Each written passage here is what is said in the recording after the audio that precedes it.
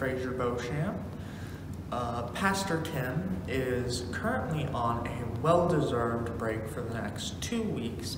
The message for today will be presented by Tom and Cynthia Wold, and next week's message will be presented by a guest pastor.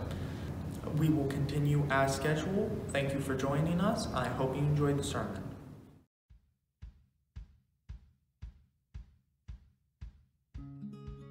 We extend a special welcome to those who are single, married, divorced, poly, gay, trans, queer, straight, cis, filthy rich, dirt poor, live in a mansion, or sleeping outside right now.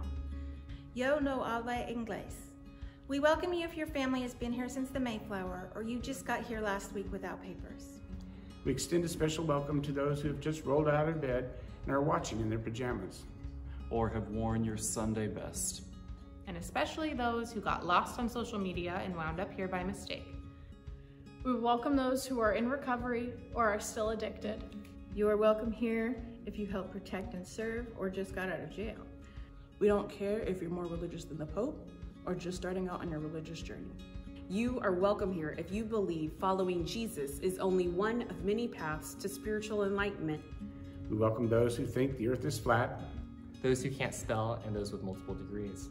We offer a special welcome to those who have been harmed by organized religion, and those who had religion shoved down their throats as a kid, and those who could especially use a prayer right now. We welcome everyone, every day, with open hearts, open minds, and open hearts. Good morning, and welcome to worship at Oaks United Methodist Church. I'm Julie Strathdee, and I'll be leading you in music ministry today. Please join me in singing Common Thread.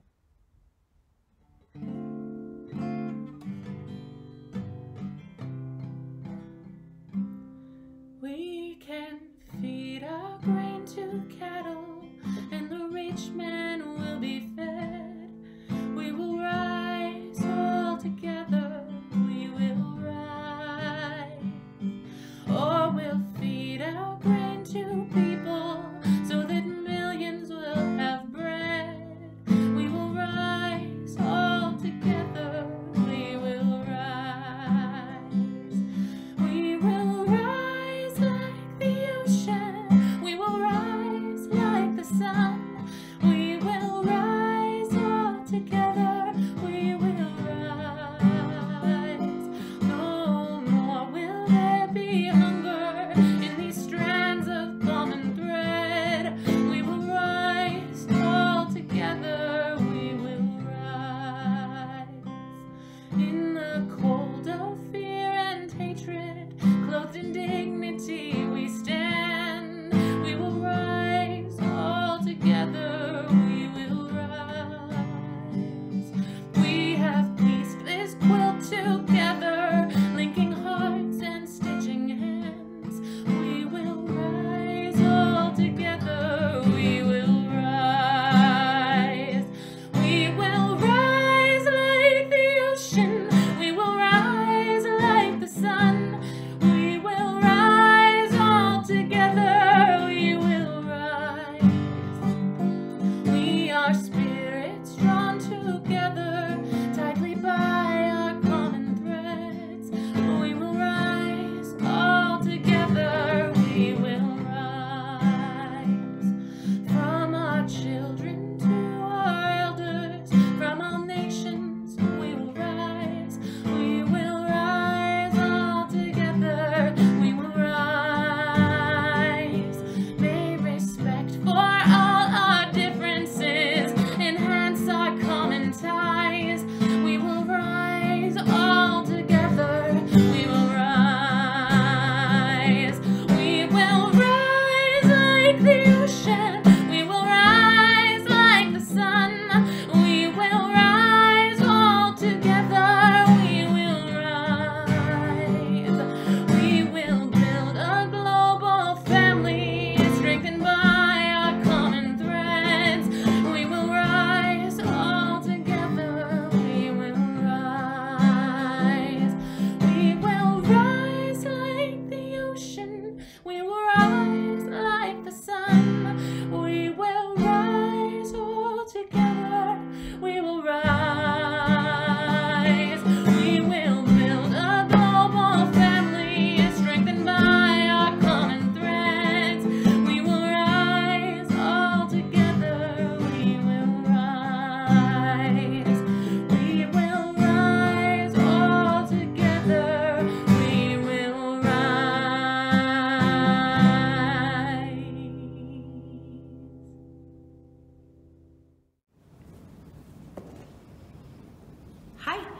Please join me in a statement of faith of the United Methodist Church of Canada. We are not alone. We live in God's world. We believe in God, who has created and is creating, who has come in Jesus, the Word made flesh, to reconcile and make new, who works in us and others by the Spirit. We trust in God.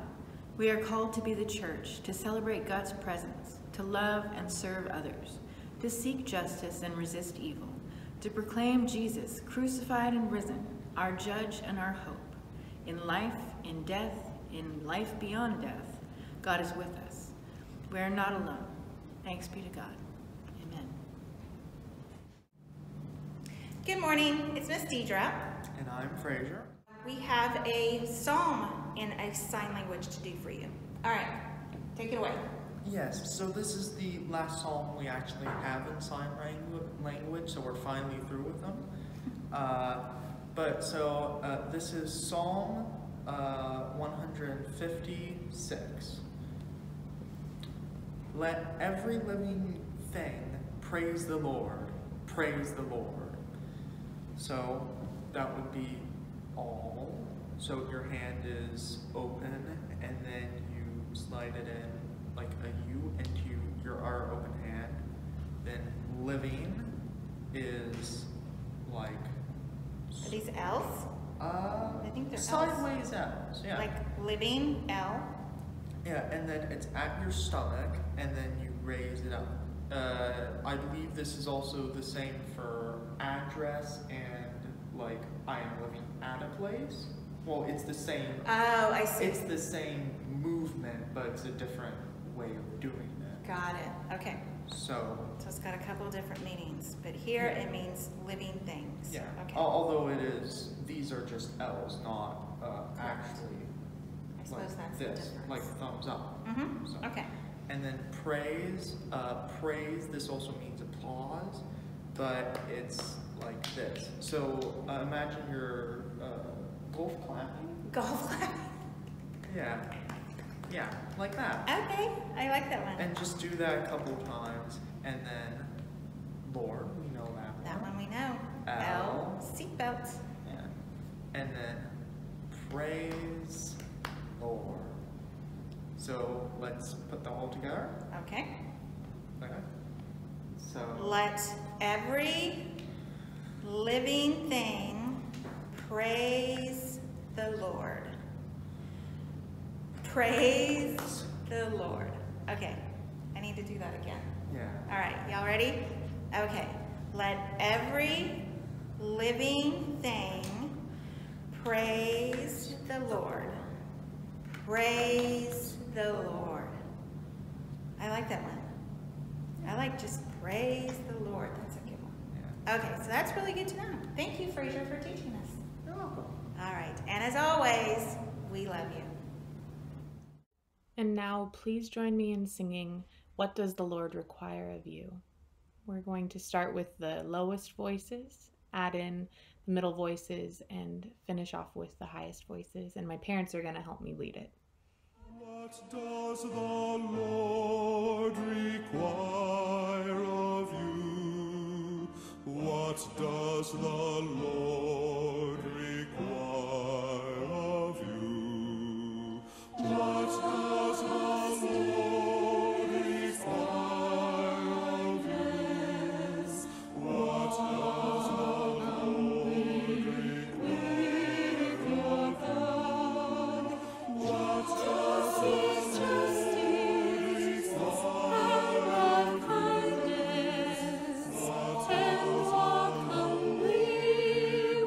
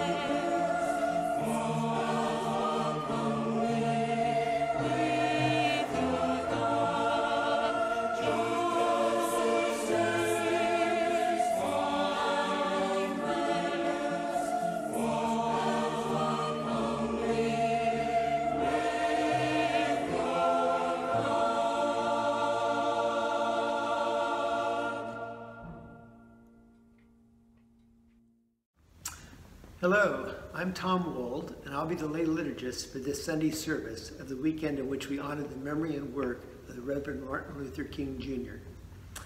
Our scriptures today come from the books of Genesis and Leviticus in the Old Testament and the Gospel of John in the New Testament. Genesis 1, verses 26 to 27. Then God said, "Let us make mankind in our image, in our likeness, so they may rule over the fish in the sea and the birds in the sky, over the livestock and all the wild animals, and over all the creatures that move along the ground." So God created mankind in his own image. In the image of God, he created them. Male and female, he created them.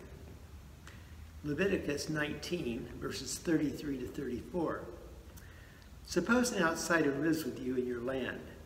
Then do not treat them badly. Treat them as if they were one of your own people. Love them as you love yourself. Remember that all of you are outsiders in Egypt. I am the Lord your God. The Gospel of John 15, verses 12 to 17. My command is this: love each other as I have loved you. Greater love has no one than this, to lay down one's life for one's friends. You are my friends if you do what I command. I no longer call you servants, because a servant does not know his master's business. Instead, I have called you friends, for everything that I learned from my Father I have made known to you. You did not choose me, but I chose you and appointed you so that you might go and bear fruit, fruit that will last. And so that whatever you ask in my name, the Father will give you. This is my command: love each other. God bless this reading of this holy word. Thanks be to God. Good morning. I'm Cynthia Wold, and it's a pleasure to be with you this morning. Let us begin with a prayer. May the words of my mouth and the meditation of our hearts be acceptable in thy sight, O Lord, my strength and my Redeemer. Tomorrow, Monday, January 18th, is Martin Luther King Jr. Day. So this is the perfect Sunday to share with all of you my reflections from the book study that many of us did at the beginning of last summer. Approximately 24 members of Oaks United Methodist Church participated through Zoom sessions or self-study, reading and exploring the book written by Robin DiAngelo entitled White Fragility: Why It's So Hard for White People to Talk About Racism. It was not an easy book study, but it was necessary. It was meaningful. It was growth enhancing. There is so much in our media, our society, and our oral history that tells us that we are good people, that we are kind people, and that we are a great melting pot of society. There's a lot of truth in those statements, but there is also a glossing over of some of the uglier and grittier sides of who we are as a nation. Many in our society have the tendency to staunchly admit we had flaws in our past, but we've grown past those flaws. The book, White Fragility, pulled back the curtain so that we could confront some of the issues that we weren't aware were still a part of us. I grew up on military bases where I lived in integrated neighborhoods. Throughout my adult life, I've had Black friends. I considered myself woke, using today's vernacular, meaning that I was alert to injustice in society, especially racism. Through the reading of White Fragility and through our discussions, I discovered the main fallacy of my perception was thinking that being white didn't misconstrue my intentions and my actions. I didn't realize that white privilege colored my perspective. I don't know about you, but when I heard the words white privilege, I didn't think those words applied to me. I always pictured someone who was rich, haughty, elitist, and it couldn't apply to someone like me. Someone who came from a striving middle-class family. After all, my father didn't graduate from college until I myself was a junior in college. I held a job and attended college and never had the time or resources for much more than that. In my mind, I equated white privilege with monetary assets. I didn't realize that my white European heritage was my social currency, that the color of my skin insulated me from racial profiling. Being white gave me the benefit of the doubt when I was stopped for a traffic violation. Living in a predominantly white, middle-class neighborhood means that I rarely see law enforcement vehicles cruising my street. I'm going to share an experience I had that illustrates what I'm trying to say. In 1995, a friend and I were driving through the Land Park neighborhood in Sacramento. We were admiring the homes. It was nearing dusk. My friend was driving slowly as we commented on landscaping and architecture. Suddenly, lights were flashing brightly behind us, and a policeman on his loudspeaker told us to pull over. My friend did as instructed. The officer, without any preamble, requested to see her driver's license and vehicle registration. I was puzzled that my friend didn't ask the officer what was wrong, so I spoke up and asked what I thought was the obvious question: what was the problem? The officer peered past my friend to look at me and said that one of the car taillights appeared to be flickering. My friend was driving a brand new BMW sedan that she had purchased in Germany shortly before her transfer back to the States. My friend is Black. Afterwards, she shared that she was frequently stopped by the police and that she found it counterproductive to ask for a reason. She was never presented with a ticket. This is when I learned the phrase, guilty of driving while Black. I exhibited my white privilege by feeling safe in asking the officer the reason for his actions. It didn't enter my mind that everyone didn't have the privilege to ask a straightforward question without the concern of escalating a situation. I believe that recently we all saw a stark example of white privilege and the protective difference it provides white people. The purpose of the book study was not to make the readers feel bad, but to allow us an opportunity to look at issues from a different perspective. I know I tend to surround myself with things and people that allow me to be comfortable with myself. The book pushes those boundaries. Bear with me as I share what the author says in her notes at the beginning of the book. Identity politics. The United States was founded on the principle that all people are created equal. Yet, the nation began with the attempted genocide of indigenous people and the theft of their land. American wealth was built on the labor of kidnapped and enslaved Africans and their descendants. Women were denied the right to vote until 1920, and Black women were denied access to that right until 1965. The term identity politics refers to the focus on the barriers specific groups face in their struggle for equality.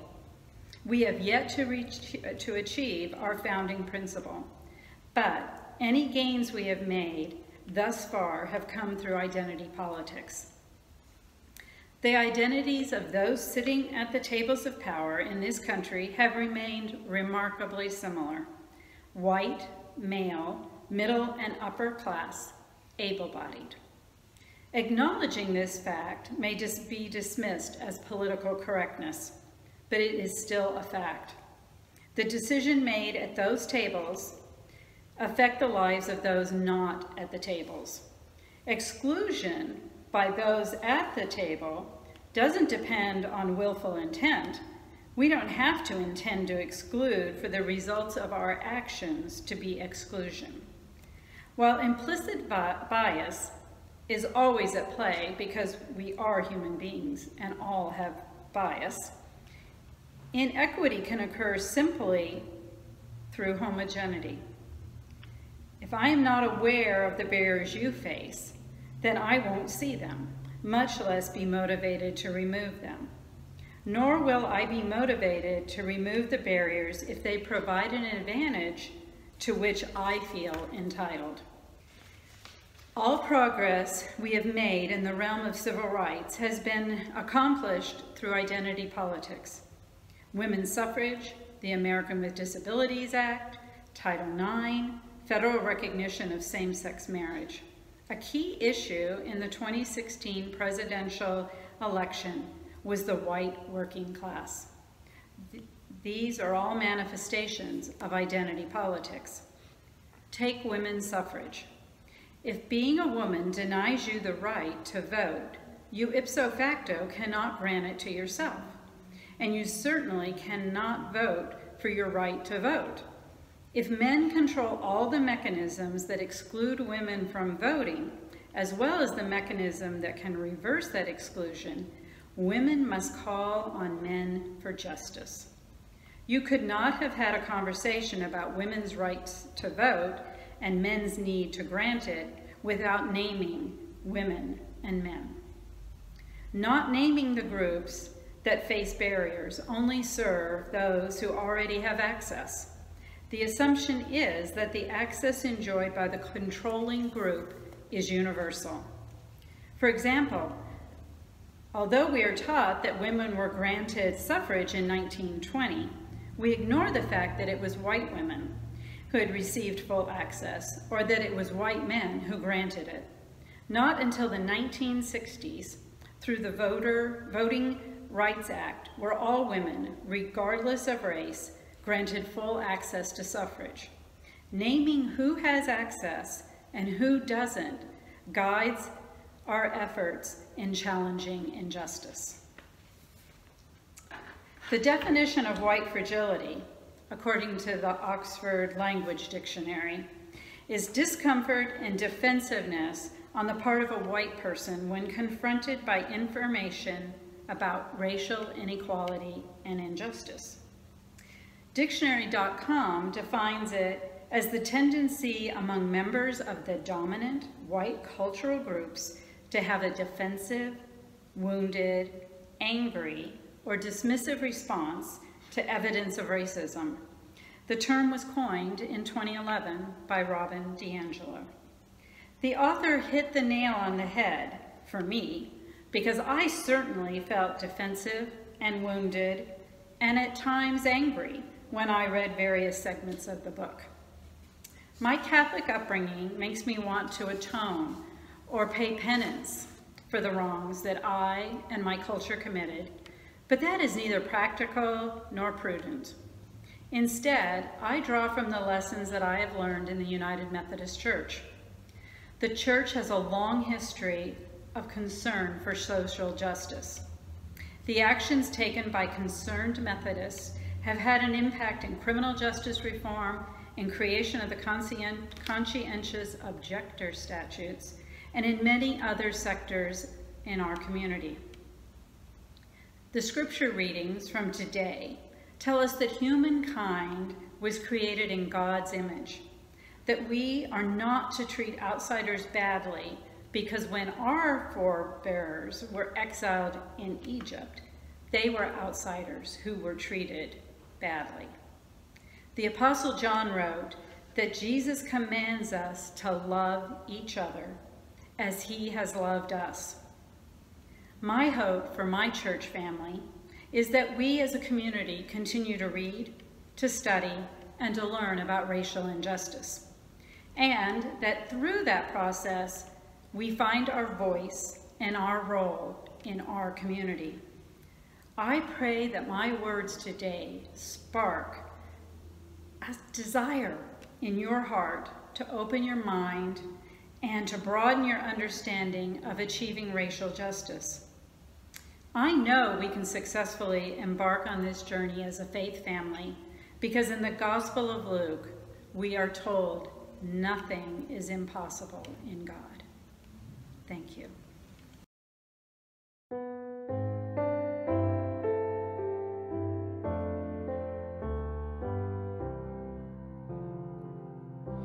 We shall go out with hope of resurrection